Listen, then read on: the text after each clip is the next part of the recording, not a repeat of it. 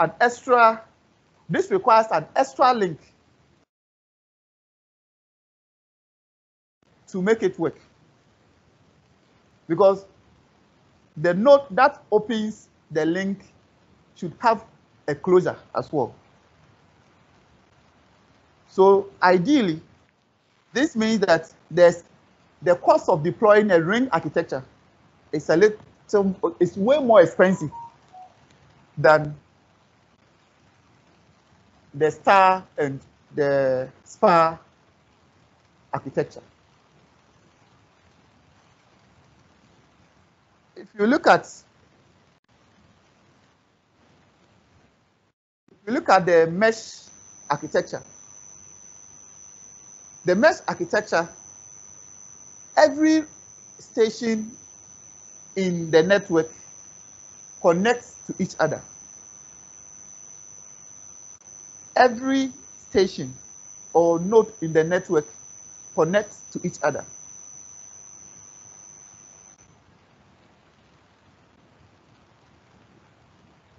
This gives full protection in terms of transmission routes, which means that if there can be two different breaks in the network and you will still not require expect any outage in the network. Let's take this diagram for example. You can have a break in the link from A to D and another break in the link from D to B. D can still connect to E, and so there will still be a route to their controller if the controller in this network is in A. This makes a mesh network very, very resilient and almost outage-free network architecture. And it's the ideal network architecture every operator will opt for if resources are available. Let's see the number of links required to establish a mesh architecture. If you have 5 stations, as we've been using in this example, you will need n times 2 minus 1 links to establish a mesh architecture. Let's take our diagram as an example again.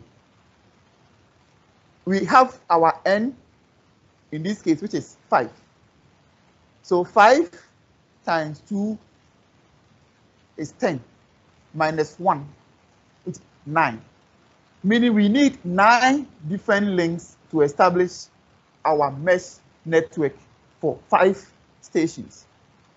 Let's count the number of links in this. We have 1, 2, 3, 4, 5, 6, 7, 8, 9. Obviously, this makes deployment of a mesh architecture very, very expensive. Very, very expensive. So if you want a full outage-proof network, which is fully path protected, your option will be to go for a mesh architecture. The disadvantage is that it is very, very expensive to achieve. Now, a typical network normally will have a bit of all the network types in its architecture. It will have some linear sections depending on the priority of services on the particular stretch. In this case, as you see in the diagram, you have the section from E, F, G as a spar network. You can have a bit of a star also, as in E to C, E to B, and E to F. Then we have our ring, which can be defined as E, B, D, A, I, J, E, or E, B, D, A, C, and E. You can also have a small mesh, sort of, not a full mesh, but small kind of mesh network in this architecture, depending on how the services are configured. So a typical network will have one or more network architectures forming its overall network architecture. Now, the microwave routes are normally planned for both backbone and access networks between intercities. If your point A to point B is not in the same city, then we have an intercity route, which can be a microwave route, which is the unguided, or the fiber route, which is the guided.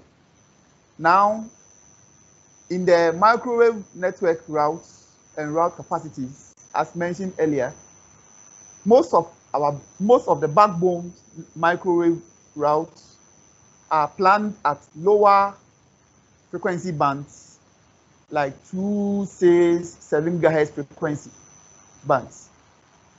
And they are normally high capacity routes because they carry the core and access traffic between data centers. For microwave routes, as mentioned earlier, they are highly limited capacities available. Normally, in our current setup, we have a few gigabits for microwave networks up to at least 2.5 gig capacity. For the new technology which is coming, the E-band can do up to 10 gig, but I don't think we have the license in Ghana to deploy such frequencies. That is also very much limited by distance. So if you have long microwave, you have long intercity hops, microwaves will have to be installed at shorter distances between 25 to 40 kilometers for optimal performance. Unlike access intracity routes, they are planned at a higher frequency bands. 15, 18, 23 gigahertz frequency bands are normally used because the distances are normally shorter, in the ranges of 1 to 10 kilometers. If you look at the fiber routes and route capacities,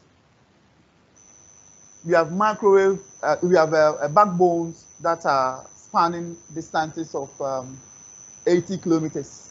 That is twice the distance we looked at in the microwave section. So we normally use a high or long range SFPs. They are normally transceivers to do the transmission for the fiber intercity backbones. In terms of the capacity, because of the high data rate required for intercity connections to data centers, we normally do transmissions of 10 to 100 gigabits data rate. Now, there are also these are packets. We also have the TDM transmissions of up to more than 256 256 STMs or more available from intercity transmission links. Now for the intercity, because the distances are normally not longer, the distances between nodes are normally within the range of 1 to 40 kilometers. And then normally we have SFPs in the range of 10 to 40 kilometers that are normally used for intercity guided transmission media planning.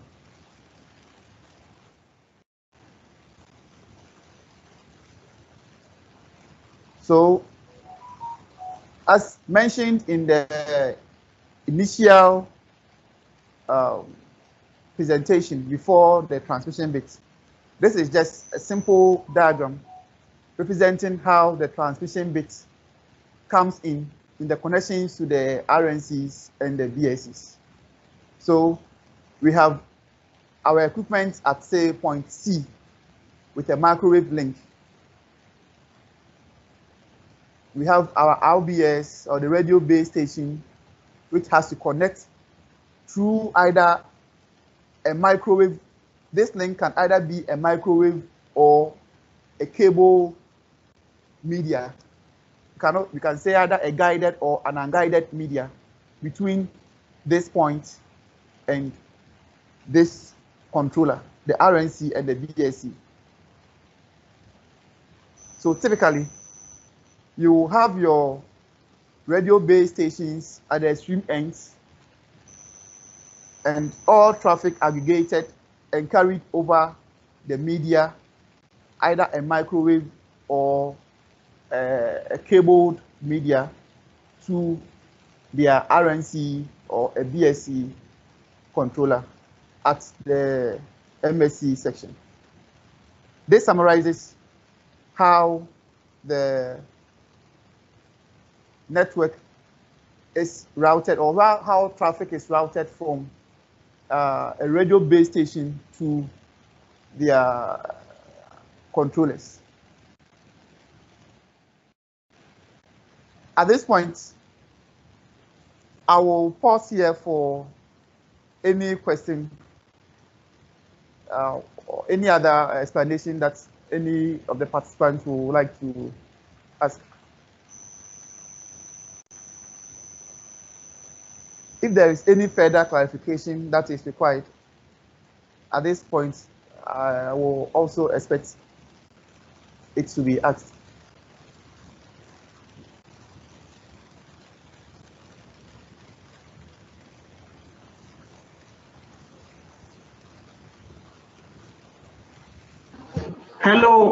Hello, Godfrey. Hello. Yeah, so here I see you didn't touch so much on the fiber knowledge. It was more of the advantages and the disadvantages. Like when it comes to the technology, the fiber.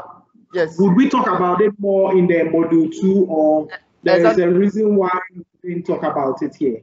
Okay, so we can talk about it now, or we can leave it in the module 2. Okay, that would be module 2. Okay. That's fair. If there is time, because the IP guy will be coming at 4:30, so we wanted to take a little recess, a little break. Then from 4:30, the guys, the IP guy can also take up. Okay.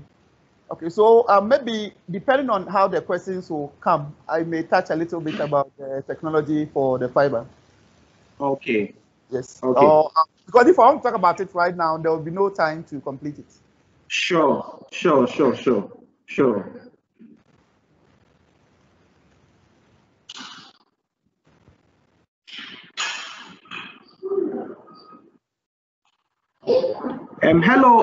Hello guys. Any questions from your end?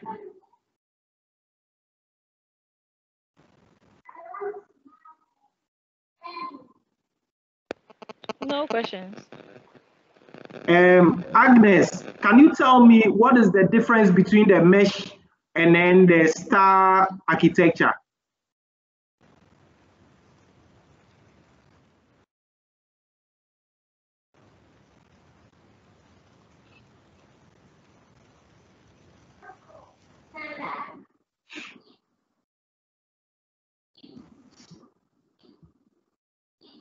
Hello, Agnes.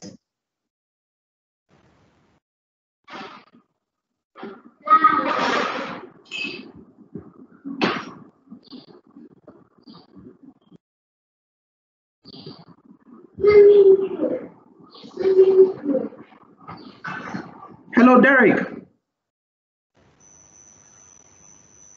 Yeah. Can you come to her rescue? Can you tell us what is the difference between the mesh and then the star architecture? Okay, so in the star, we have one central station where we have all the other stations connecting to it. Okay.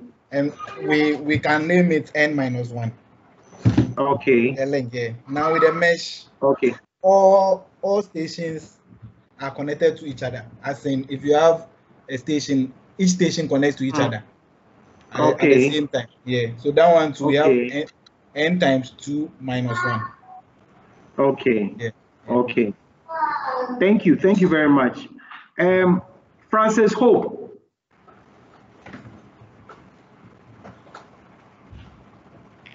Francis.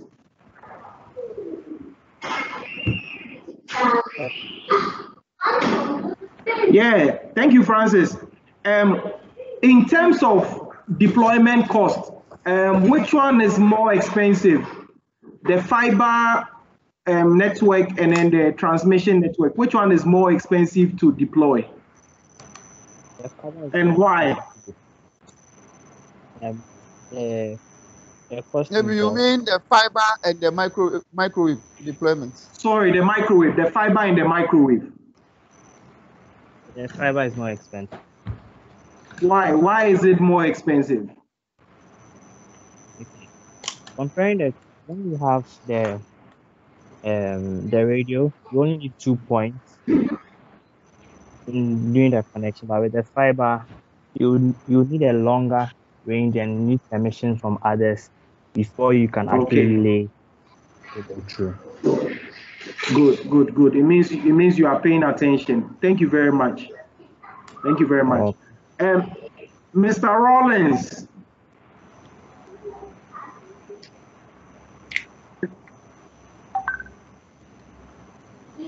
Hello. Rollins, yes, how are you doing? Yeah, I'm good. How are you? Okay. I'm good. I'm doing well. Okay, can you tell us what transmission is? What is the definition of transmission? Transmission is a transfer of signals from one point to the other, from a source to a thing. So it's just a matter of transmitting or sending signals from one point to the other. That's how transmission will be defined. Okay. All right. Thank you so much. Okay, Godfrey. Okay, so let me ask. What? Hello. Yeah, Godfrey, we are here. What are the meaning of these two jargons? Because it's widely used in transmission. ROW. Right of way. Right of way. What is the meaning? Like the permission, the areas that you have to pass your cables or this thing. Yeah. The place that you lay your cables through. So you have to give you permission for that place. Okay, how about MTTR? The mean time to resolve. So when there's a fault or something, how long it takes for you. Okay. What are some of the types of transmission media?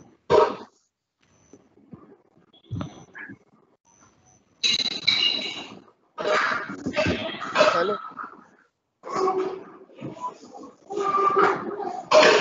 Can anyone mention? There's so much money in the background, please. Can't hear you. Okay. Can anyone mention the types of transmission media available?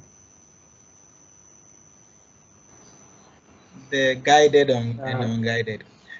Okay. Can you give examples of each? for the guided, copper or fiber optic.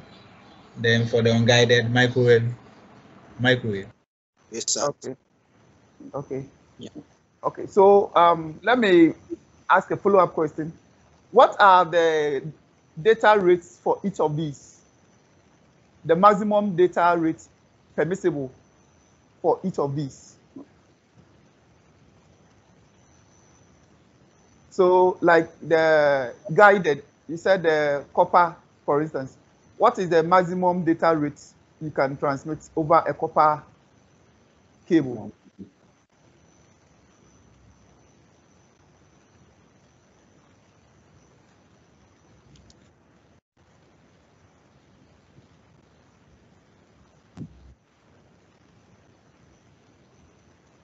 Hello.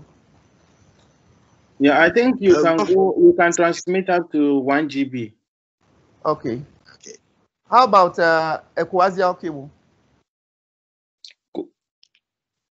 Coaxial cable can go up to, I think, 10 GB or, if not 10 GB. Yeah. Sometimes it's just, okay. Yeah. Actually, it is rated at 80 times 1 gig. That is the maximum. If you have a very good coaxial cable, you can go up to 80 gig of over a very good, over a very, very good coaxial cable. You know, coaxial cables, depending on the material and how the shielding is done, it's the shield naturally limits the data rate. So with a very good shielding, you can go up to the full capacity. That is theoretical anyway, theoretical. How about the fiber?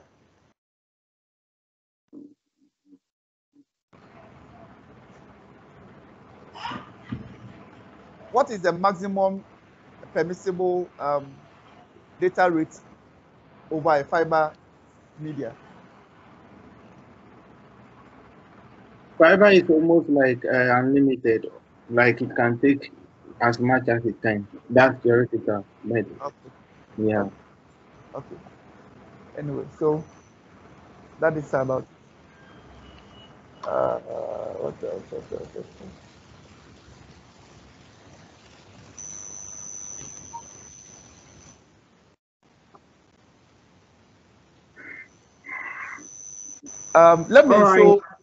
Let me show you some pictures of some of the cables available.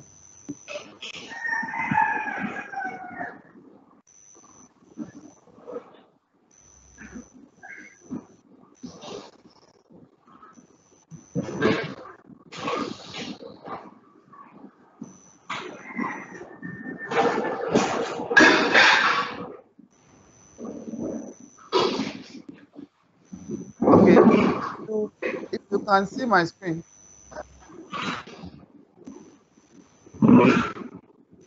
Godfrey, we are still seeing the presentation, not the other screen, not what you want to show us. Okay, hold on. Let me.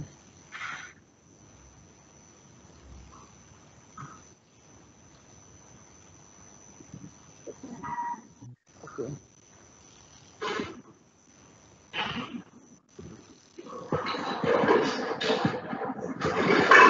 You can see it now, right? Yes. Okay.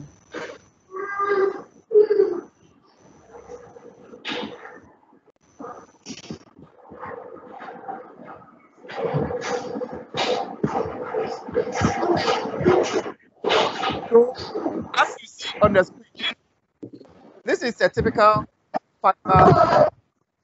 Hello. If you can hear me, and see my screen as well. You see my cursor. Yeah, we can hear you. We can hear you. Okay, so this is a typical fiber cable. The colors you see are not for fun. They are for particular purpose.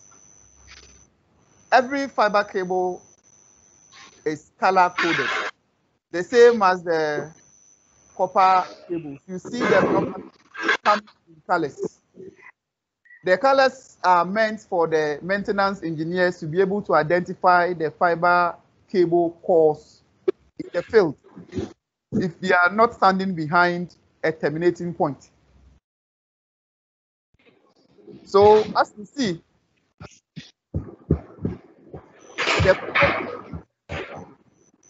hello, there's so much noise.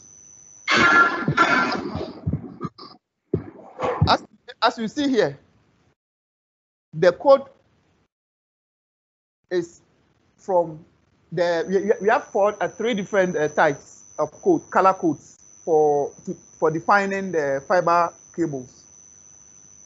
For instance, we have the French code, the universal code, and then the military code. The military code also has about 4 different variations. What is normally used are the 2 codes, the French code and the universal code.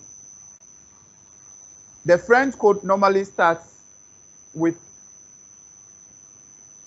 red, blue, orange, green, and the others are not shown here. You can't see because of the way it was presented, but it is red, blue, green, yellow, violet, white, orange, ash. These are the first 8 codes. You know, it is in this order so that when an engineer gets to a field, he will be able to number the cores according to its chronological nomenclature.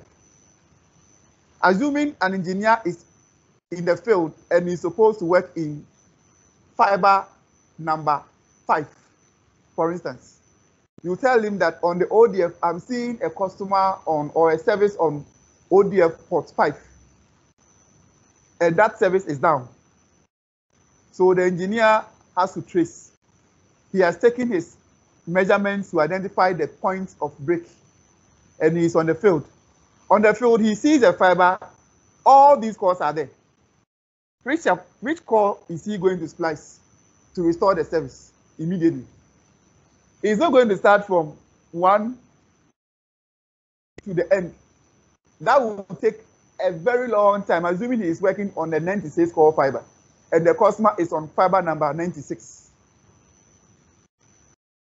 You follow? So yes, please. Because of these maintenance issues, the fiber is coded. So each fiber core is associated with a color and a buffer. The reason why I like this picture is that it shows you the buffer and the color. It shows you the buffer and the core as well. So you may hear of fiber buffers. In this picture, what is meant by the buffer is what you have. Where's my cursor? For instance, the red. You see my cursor. If you see the red in this case is the buffer, the red buffer. You understand? Inside the red buffer, you have other sub colors also inside the red buffer. You can see in this picture blue, orange, green. Normally, inside the red buffer also has the same set of colors inside the fiber cable as well. So the red buffer will have the same set of colors as in red, blue, green, yellow, orange, and all those. You understand? So it repeats itself. So let's take, for example, we are using the international standard, the French code, for instance, which starts red, blue, green, yellow, white, violet, orange, ash. The first color is red. So if a customer is on port 1 on the ODF, he will be in the red buffer inside the cable. Now, when you go to the red buffer, which color should we pick as the the port number 1 or the core number 1. Inside the red buffer, we start the coding again. Red, blue, green, yellow, white, violet. Hello, Godfrey. Yes. It's time for the IP training here. So kindly round up so that Mumin can take it up. Okay. He's already joined. Okay. Okay, so when we take the red buffer and we want to take the first port or the first core in the red buffer, we look for the red color inside the red buffer. That will be the first port on the ODF or your distribution panel. The second port will be, because we've not exhausted the red buffer. The second port will be the same red buffer, but then the second color inside the red buffer. The second color in the French code is blue. So we look for blue inside the red buffer. That will give us the second fiber port if you are standing behind an ODF with a French code. Now, the third buffer will be inside the red, the third color or the third core will be inside the red buffer, but then it will be the green core. So that will be this one inside the red buffer. You will proceed until you exhaust all the cores inside the red buffer before you jump onto the next buffer. The buffers normally comes in packages of 12, of 8, 12, 16, depending on number of cores inside the ODF, inside the cable itself. We will discuss further when we are talking about the transmission principles. So basically, this is the reason fiber is normally given colors. It is to align a field engineer on which core to prioritize when he is on the field and is not behind the ODF to trace the customer. You only need to give the engineer the fiber color or the fiber number, and then the engineer will use the number to calculate the buffer and then the color on the field when he is restoring an outage. I don't know if it's clear. Actually, the same thing applies to the twisted face. If you see on the red or on the left hand side in the picture.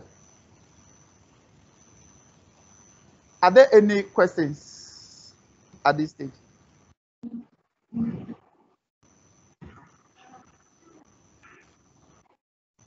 I'm good.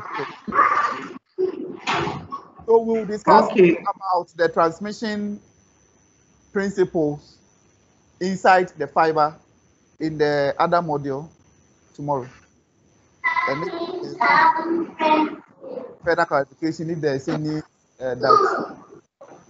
Okay, thank you very much, everybody, for participating. All right, thank you to Godfrey, and thank you everyone for your patience and your resilience. You guys are very powerful. Now we have our last presentation for today, which will be handled by Mumin, and Mumin will introduce himself and then he'll start the course. So let's hang in for just a little while and then thank you guys.